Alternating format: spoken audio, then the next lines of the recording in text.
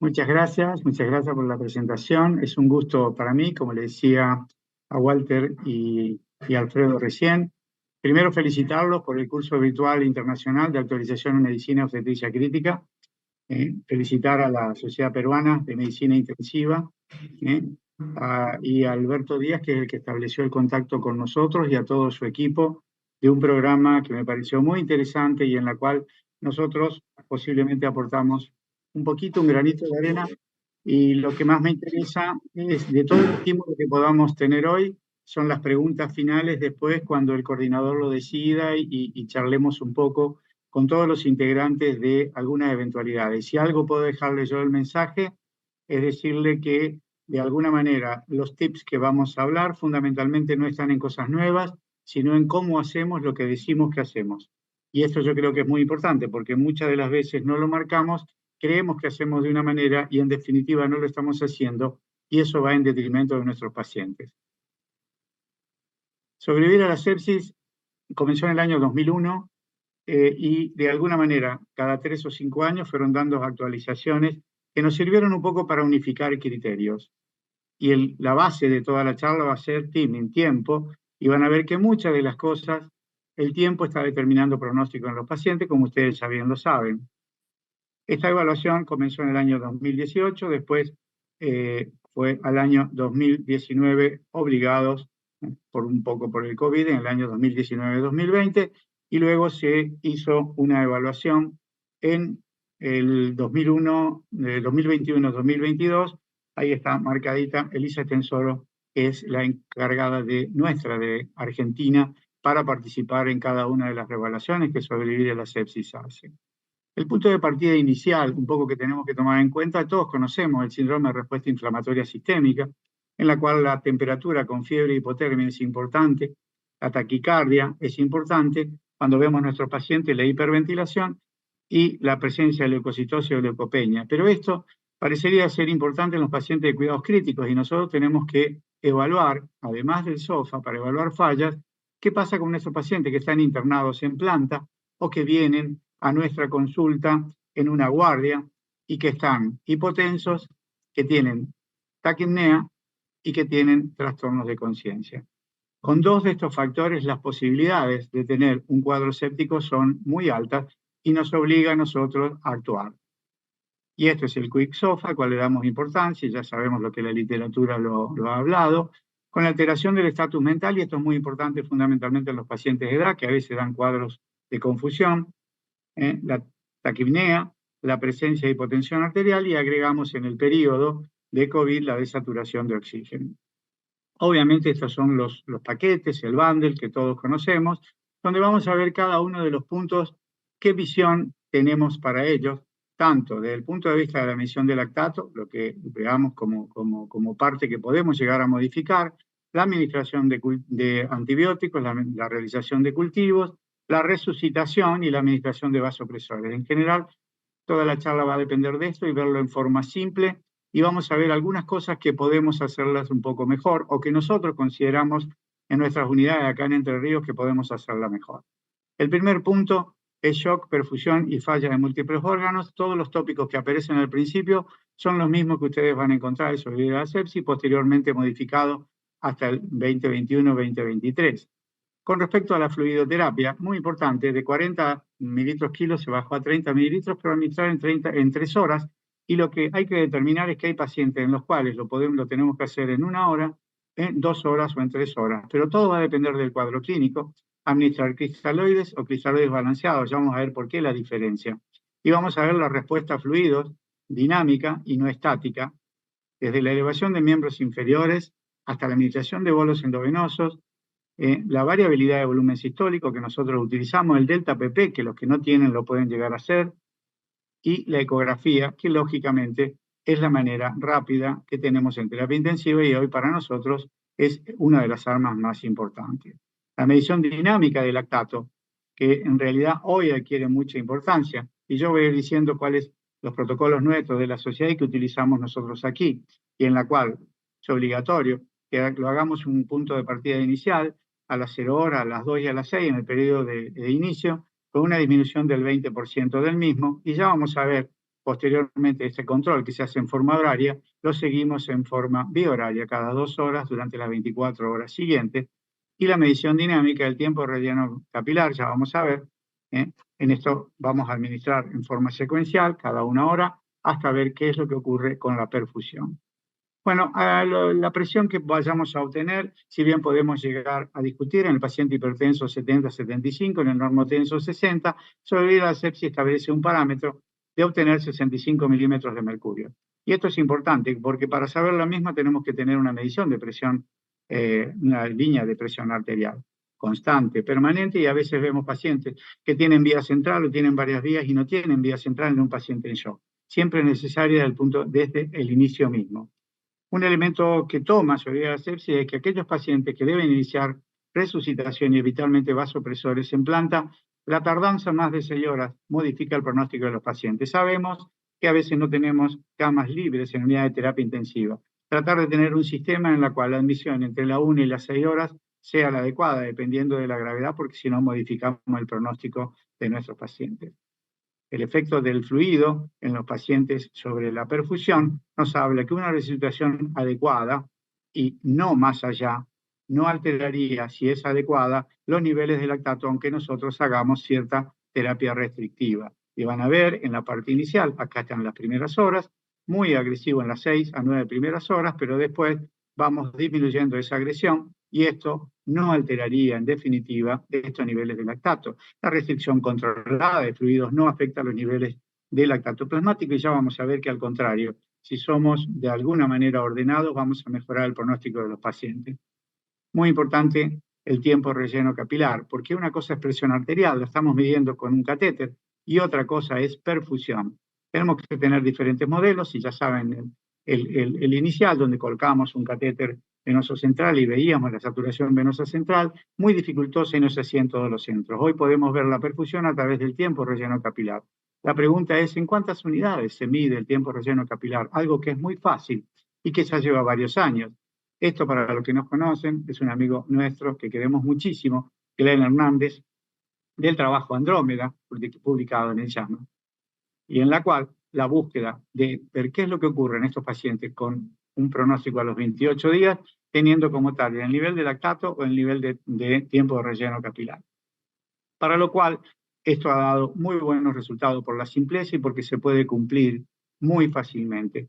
Una vez que están los criterios de inclusión, Glenn lo monitorizaba, le colocaba un catéter venoso central, cosa que no hacemos nosotros hasta que esté estabilizado, una línea arterial y una intubación si es necesario, dividía a los pacientes randomizados a lactato o vía periférica, en la cual se evaluaba la resucitación y la posterior presencia de fallas o presencia de sobrevida. Esta es la tendencia durante los 28 días. Fíjense que las poblaciones son bastante parecidas, bastante homogéneas, y cómo lentamente las fallas de múltiples órganos van mejorando en relación al tiempo de relleno capilar versus el lactato. Para que ustedes sepan, nosotros complementamos ambos. En este trabajo lo que quería verse es qué pasaba con uno y con otro, demostrando una menor mortalidad en la rama de tiempo de relleno capilar de 8,5 en forma absoluta y relativa un 20%, pero vamos a ver algo muy importante, menor uso de fluidos en la reanimación y menor dosis de vasopresores. En el grupo lactato se demostró que esto había una diferencia a veces que llegaba hasta el 50%, con menor mortalidad, menor disfunción de muerte, de falla de múltiples órganos y menor resucitación de fluidos. Muy fácil medirlo, lo vamos a comentar, aunque muchos de ustedes ya lo conocen.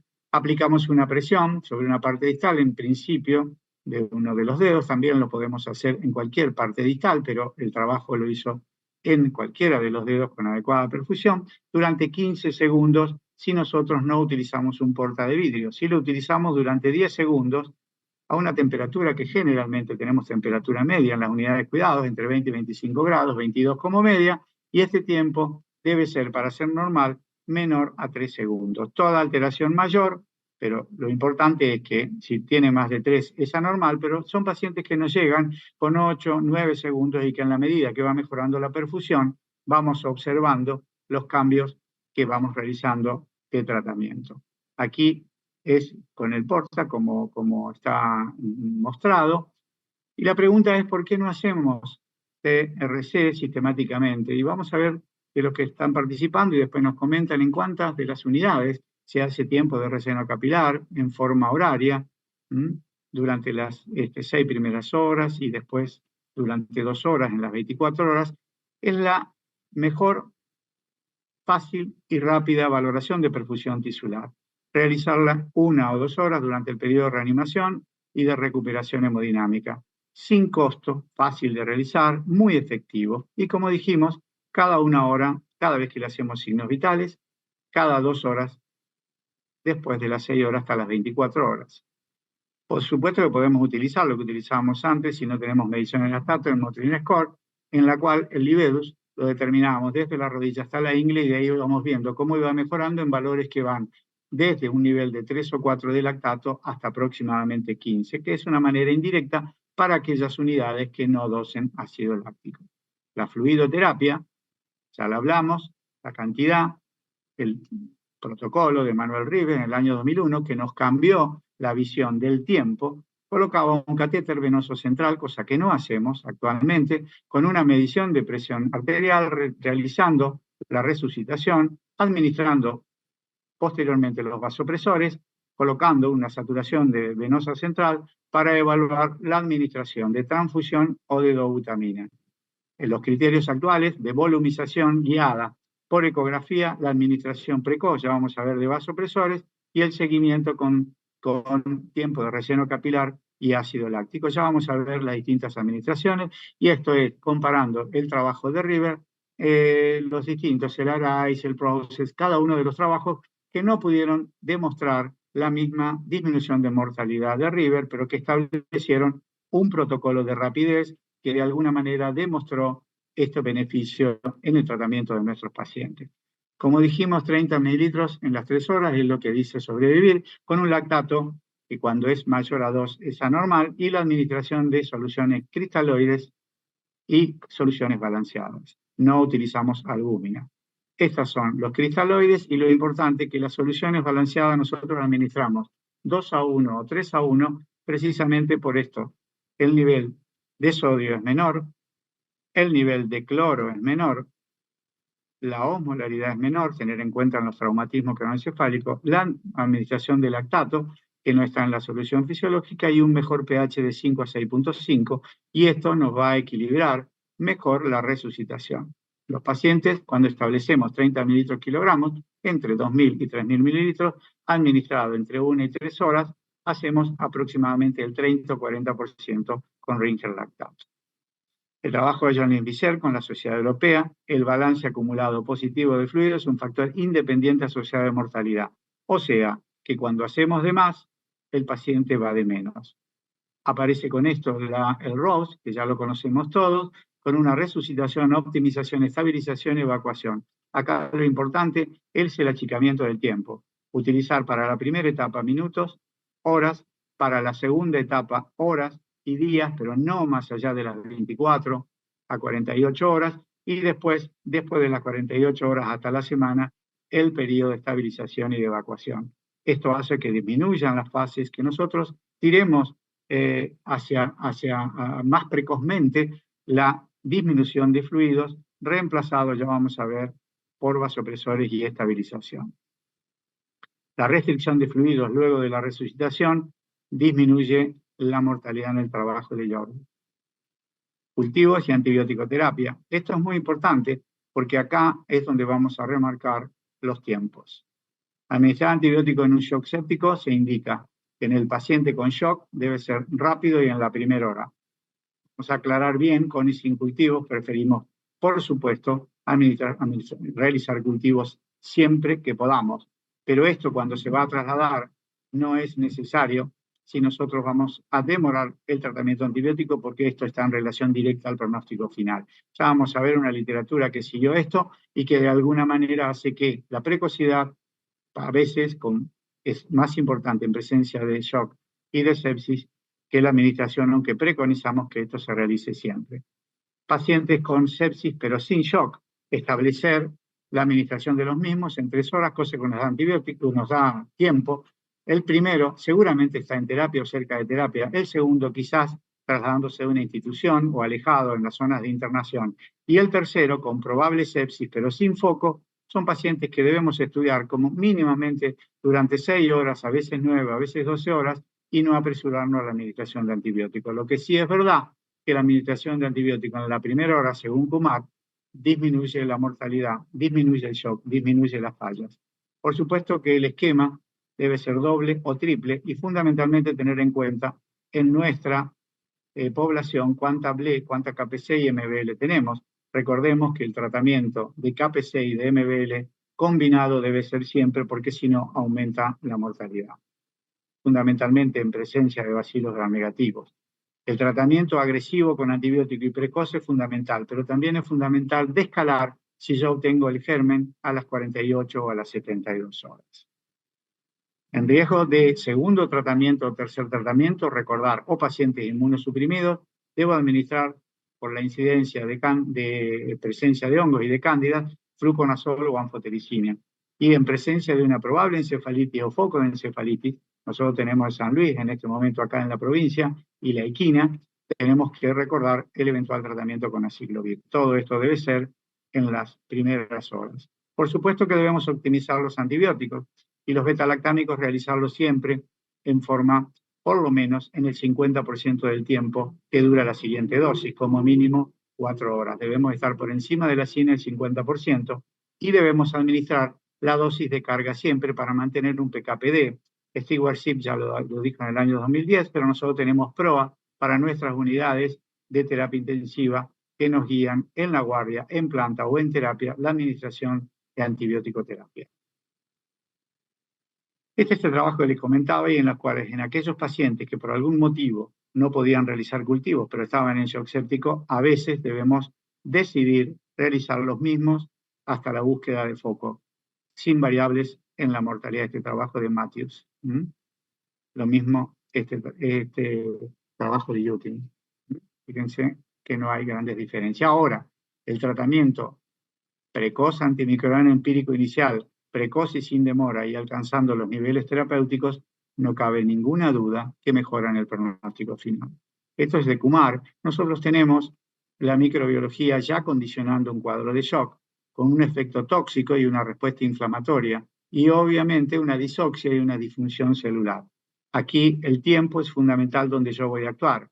Cuanto más me demore en el tiempo de shock, mayor mortalidad voy a tener. Y cuanto menos me demore, más beneficio voy a tener. Si yo achico esta curva de microbiología, de toxicidad, de inflamación y de disfunción celular, muy probablemente este tiempo de shock disminuya. Es el trabajo de Kumar y esto es la diferencia de 7% de mortalidad por hora en los pacientes que se demoran en más de 1 a 3 horas, teniendo como el punto de declinación las 6 horas, no más de 6 horas. Hoy, actualmente, tenemos las 3 horas, las primeras horas con shock y las 3 horas sin shock. Este impacto sobre de la administración antibiótico de Sterling lo lleva a que en las 3 primeras horas debemos resolver el tratamiento de resucitación y el tratamiento antimicrobiano y lo relaciona con la puerta balón de la fibrinolisis en el infarto agudo de miocardio, para lo cual se ha interiorizado mucho y todos los médicos están muy atentos a que el paciente con infarto lo deba hacer precozmente y que el tiempo nos determina a nosotros que cada hora se pierde un 10% de músculo cardíaco y por eso nos apresuramos. A veces no nos apresuramos tanto en la sepsis sabiendo que perdemos una posibilidad que está alrededor del 7% en forma horaria. Estos son los gráficos que tiene Sobrevivir, a los cuales los vamos a desglosar en castellano, estos están en inglés, para que cada uno lo podamos observar bien. Los pacientes en shock, obviamente, el tratamiento en 1 hora inicial, tanto de resucitación como la administración de antibióticos. En ausencia de shock, pero presencia de un cuadro séptico, tenemos hasta 3 horas, entendiendo como que el 70% de nuestros pacientes en nuestras unidades van a ser antibióticos, pero el 30 al 60% son inapropiados, en dosis subóptima o innecesaria. Esto es lo que tenemos que fijarnos. ¿Cuántos pacientes hicieron bien la dosis y en cuánto tiempo? Y marcarlos en la historia clínica. El punto de inicio es muy importante, el punto final, de acuerdo a dosis, a la administración del antibiótico terapia adecuada y en tiempo adecuado, simulando a la fibrinolisis en el infarto agudo de miocardio. Ojalá todos los conceptos en los médicos de guardia, en los médicos de terapia, vayan adquiriendo esta celeridad para apurar, porque es todo lo que hay que apurar. Hay que apurar al bioquímico, al enfermero, el médico en sus acciones, trabajando en planta o en terapia, y lo más rápidamente en terapia. Acelerar la administración del antibiótico una vez que se decidió su uso parece ser la decisión más acertada. Antibióticos de amplio espectro mejoran y la asociación en realidad en relación a la monoterapia. Vamos a ver administración de vasopresores. La norepinefrina es el vasopresor de elección y lo nuevo que podemos aportar es que no tenemos que esperar el periodo de volumización completa. La volumización se debe iniciar en forma inicial con 2 catéteres importantes en ambos brazos, pero la administración de vasopresores debe iniciarse rápidamente en la medida que no podamos estabilizar. Si estamos haciendo resucitación y se estabiliza en 65 milímetros de mercurio, esperamos, pero si no, está demostrado que la norepinefrina en forma precoz disminuye la cantidad de líquido y mejora la presión, la perfusión y las fallas. Fuerte recomendación. Administración de norepinefrina 0,25-0,5 microgramos kilogramo minuto, y si hay PEI baja, que lo podemos ver ya por presencia de insuficiencia previa o de miocarditis séptica, la asociación con dopamina, la administración de dopamina, o ya vamos a ver dobutamina. Si asociamos dopamina, debemos recordar que tenemos efecto beta 1, tenemos efecto beta 2, pero tenemos efecto alfa, y por lo tanto ahí tenemos que ver la disminución de norepinefrina. Obviamente que si la administración de norepinefrina en forma precoz, con la resucitación inicial, no obtiene los valores de recuperación de presión y de perfusión, administramos vasopresina de 20 a 40 unidades, siempre y cuando la dosis de norepinefrina sea mayor a 0,25-0,5, y si no, por último, y esto es más una indicación pediátrica, pero nosotros también la hacemos, la administración de adrenalina, de epinefrina, no utilizando carlipressina, ya lo vamos a ver. La administración rápida, según Bay, la administración rápida de norepinefrina en los pacientes con shock séptico disminuye, mejora el pronóstico, disminuye las fallas y mejora el pronóstico final. La administración, esta es de Young, la administración temprana de norepinefrina en pacientes con shock séptico estuvo asociada a una disminución de mortalidad, acortamiento del tiempo para alcanzar la presión adecuada y disminución del uso de fluidos dentro de las primeras horas, y fíjense en el cuadro desplazado hacia la izquierda. Bien, este es el gráfico, volvemos al gráfico de sobrevivir a la sepsis. El uso de norepinefrina en forma adecuada, el target de presión arterial de 65, considerar el monitoreo de presión arterial lo más precozmente posible, nosotros lo hacemos siempre, colocamos 2 catéteres más PAN, considerar el uso de vasopresores en forma más precozmente, considerar la administración de vasopresina y eventualmente frente a el aumento del ácido láctico o el aumento del tiempo de relleno capilar o la disminución de la FEI ecográfica, la administración de dobutamina. En shock séptico con disfunción cardíaca y hipoperfusión y ácido láctico alto, agregar dobutamina entre 5 y 15 gamas y eventualmente adrenalina, tratando de evitar la asociación con norepinefrina. No utilizar levosimendan, como dijimos. El uso de PAM, esto es muy importante, estos 4 puntos. El uso de PAM invasiva rápidamente para monitorear en forma inicial y el manejo de fluidos y drogas. El uso de norepinefrina en forma periférica, que antes se decía que se debería hacer por vía central, esto no es así. Debe postergarse la colocación de presión venosa central, que lo vamos a hacer después, entre las 6 y 12 horas, con el paciente estabilizado. No hay ningún inconveniente hasta las 24 horas utilizar vías periféricas. Y lo único que puede haber un agravamiento si en la colocación de la vía central tenemos un efecto indeseable. Siempre que vamos a tener un tiempo prolongado en la administración de estas drogas, debe tenerlo. Yo diría que no deben pasar las 24 horas para la colocación del catéter. Y nunca es de urgencia la colocación del catéter central, sino que el paciente debe estar estabilizado. Todo lo de arriba es indicación de sobrevivir y yo lo voy traduciendo un poquitito para que lo veamos todo. La administración de cánula de alto flujo en pacientes con sepsis, hipoxia, y la administración de ventilación no invasiva en aquellos pacientes EPOC o con insuficiencia cardíaca. Obviamente, aquellos pacientes que no tienen la indicación de intubación.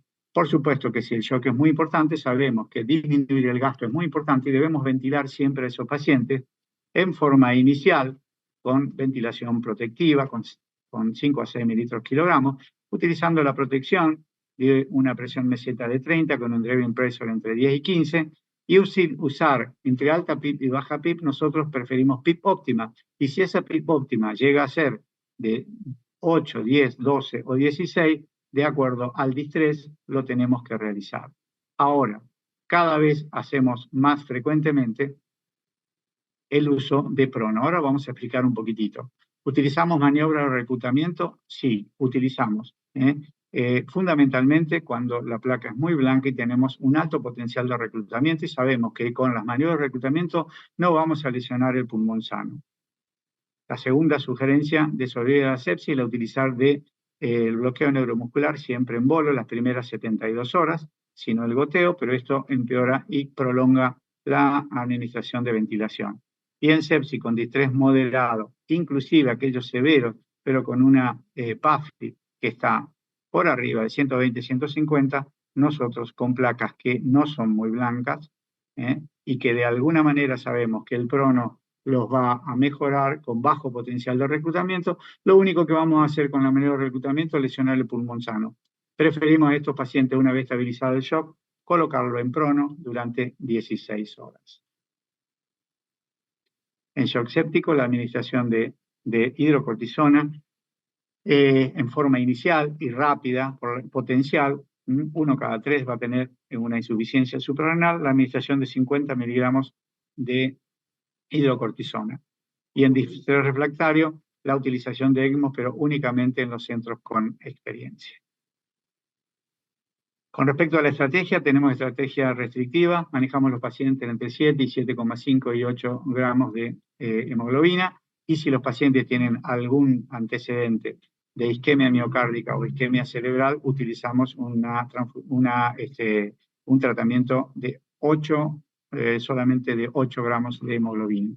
Y no hacemos entre 7 y 8, siempre somos bastante restrictivos. La úlcera de estrés en la prevención y que aparecen siempre en sobrevivir, que no lo entiendo mucho, pero están, y utilizar tromboprofilaxis con heparina de bajo peso molecular, y esto es muy importante. Está en sobrevivir a la sepsis, a veces las mutuales nos hacen problema, pero sabemos que tienen elementos y evidencia y lo tenemos que hacer.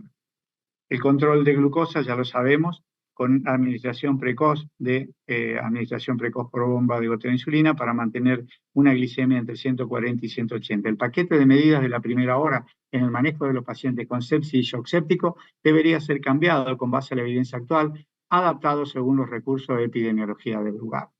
Este es el esquema que teníamos antes y vamos a ver el esquema actual, dentro de la cual íbamos con una secuencia progresiva, como vemos acá, de fluidos, de antibióticos, que esta flechita no debería estar acá porque nos tardábamos más, la administración y esperábamos para la administración de norepinefrina y vasopresina o epinefrina, y esperábamos para la administración de hidrocortisona. El criterio actual y el esquema actual y nuestro protocolo es la administración de fluidos lo más rápidamente posible, vamos a pasar porque esta es la vieja, la administración de fluidos lo más rápidamente posible, la administración de antibióticos lo más precozmente posible, la administración por Rose, ir disminuyendo el aporte para evitar fallas posteriores. Fíjense, el inicio de noradrenalina no está exactamente igual que la administración de fluidos, pero sí en forma mucho más precoz. Posteriormente el uso de vasopresina o el uso de epinefrina y el uso de hidrocortisona. La identificación precoz del paciente con sepsis y shock séptico de acuerdo a Quick-SOFA, estos son los puntos y las perlas finales, estamos en la última etapa, son últimos minutos. La resucitación inicial rápida guiada por objetivo de perfusión tisular, ácido láctico y tiempo de relleno capilar. La resucitación precoz con 30 mililitros kilogramos en las 3 primeras horas por 2 vías periféricas con cristaloides o soluciones equilibradas, no colocar vía central inicialmente. Realizar los cultivos rápidamente, iniciar los antibióticos lo más precozmente posible, si está en shock en 1 hora, si está en sepsis sin shock en 3 horas. Y si no, esperar un periodo de 6 a 12 horas para realizar los estudios. Un alto porcentaje de estos pacientes no va a necesitar nunca antibióticos. Obviamente, antibiótico-terapia inicial combinada con un esquema dual o triple antibióticos para después de escalar. La utilización de vasopresores en forma precoz, la utilización de norepinefrina, como dijimos, la asociación de vasopresina y de adrenalina, el inicio de dobutamina frente a caída de volumen minuto o ácido láctico elevado, la mejoría de la perfusión y el tiempo de relleno capilar para mejorar el volumen minuto cardíaco. O sea, bajo volumen, ácido láctico algo, déficit de perfusión, siempre asociamos dobutamina con norepinefrina. La terapia restrictiva de Rose, que la llevamos adelante, la terapia restrictiva transfusional, la hidrocortisona cada 6 horas en forma precoz y la utilización de norepinefrina en forma precoz. Utilizar alto flujo en los pacientes con hipoxia, siempre y cuando el PAFI no sea muy bajo. BNI si tienen EPOC o insuficiencia cardíaca. Obviamente, aquellos pacientes con shock importantes o PAFI menos de 150, utilizamos asistencia mecánica, PIP óptima, maniobras de reclutamiento o de cúbito pronoprecoz. Cada vez más precoz lo hacemos una vez estabilizado. Y este es el esquema que utilizamos en COVID, rescatando fundamentalmente esto. Nuestros pacientes que utilizamos pronovigil precoz y utilizamos alto flujo, la disminución de mortalidad estuvo entre el 35 y el 40%, lo cual recomendamos hacerlo desde la guardia. Bueno, pedimos que todos le pongan una pasión, es lo que va a mejorar el pronóstico final de nuestros pacientes y el tratamiento, e invitarlos para el 11º Simposio Interdisciplinario de Cuidados Críticos en Paraná, el 6, 7 y 8 de junio del 2024 en nuestro centro de convenciones, que es muy bonito. Nos encontramos para discutir todos estos temas. Muchas gracias a ustedes. Espero haber estado bien con el tiempo. Me parece que me pasé 2 o 3 minutos, pero muchas gracias. Estoy dispuesto a las preguntas cuando ustedes digan.